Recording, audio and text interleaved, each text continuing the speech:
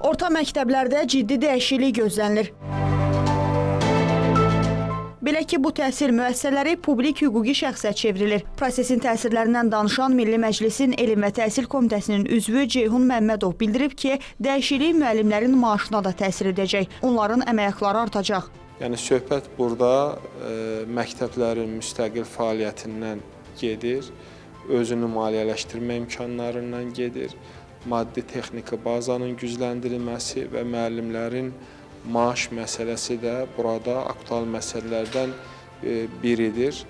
Elm və Təhsil Nazirliyinin də verdiyi açıqlama kimi bunun birdən-birə bütün məktəblərdə yox, pilot layihə kimi tətbiqi daha önəmlidir və eyni zamanda bu məsələnin effektivliyi, səmərəliliyi asılı olacaq daha çox sistemin şəffaf, hesabat yönümlü bir fəaliyyət qurulmasından.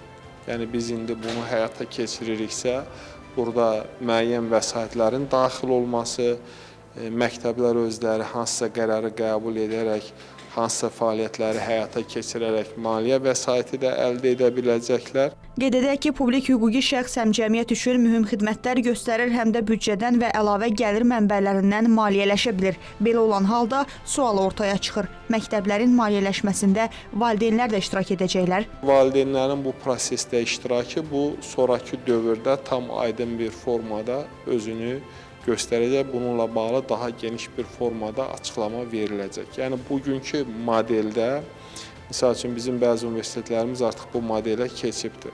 Onlar əllərindəki maliyyədən sərbəst istifadəyə malikdirlər. Daxili qərarları özləri qəbul edə bilirlər. Yəni bu yanaşmanın orta məktəblərdə də tətbiqi nəzərdə tutulur. Yəni bu tam o anlama gəlmir ki, yəni təhsil haqqı və ya məktəbin maliyyələşməsi sırf valideynlərdən əldə olunan vəsait əsasında həyata keçiriləcək. Onu da bildirək ki, hazırda məktəblər regional təhsil idarələrinin tabeliyində fəaliyyət göstərir. Məktəblərin publik hüquqi şəxsə çevrilməsi isə onların dövlətin tərkib hissəsi olaraq fəaliyyət göstərən qurumdan çıxaraq müstəqil hüquqi şəxs statusu alması deməkdir. Bu qərar məktəbin idarə olunması, maliyyələşməsi və fəaliyyət mexanizmlərində mühüm dəyişikliklərə gətirib çıxaracaq. Minaya Zamanova, Ramil İbrahimov, Xəzər xəbər.